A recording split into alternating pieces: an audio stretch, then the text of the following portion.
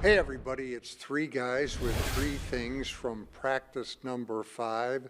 The first one in pads and with Jordan Love as a full participant. And Mike, you are up. Well, Larry, a shocker. My thing is QB1 was on the field, of course. And Really? Where'd you come up with this? amazing how What planet are you on? powers of observation, right? Oh, that's why you're a reporter. Yeah.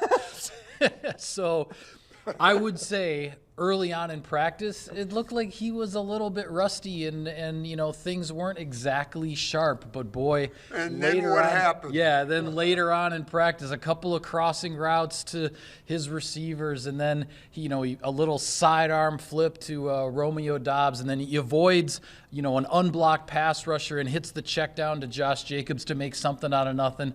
And then he caps practice with the opening play of a 2-minute drive, a deep ball to Christian Watson, right around 50 yards or so.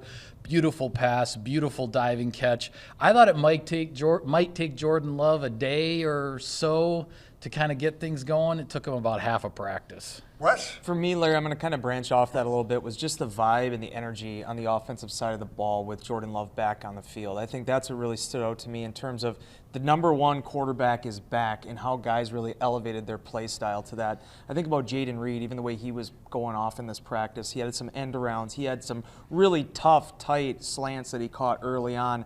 And then, as he mentioned, Christian Watson, Romeo Doubs, the usual suspects that you expect to get involved were all back out there and performing, and I thought the offense in a lot of ways looked a lot like itself. Guys, since you guys kind of talked about Jordan and the offense, it behooves me to cover the rest of it, as inadequate as I may be. However, I thought the guy that stood out on the defensive side was Javon Bullard. Yes, sir. Yeah. I mean, that young man had a pick six, and he had a blow-him-up hit along the sideline later on in the workout. I mean, he looked like a player. It's kind of interesting how those guys that are best when it's rough and they thrive on that rough stuff, those guys just kind of jump out, and he certainly jumped out today. Also, folks, with pads coming on today, we had our first major scrimmage of training camp, and I just absolutely love it. Keyshawn Nixon right in the middle of it. It says what Keyshawn is all about, and that's when the going gets tough. The tough get going. So that's three guys with three things. See you next time.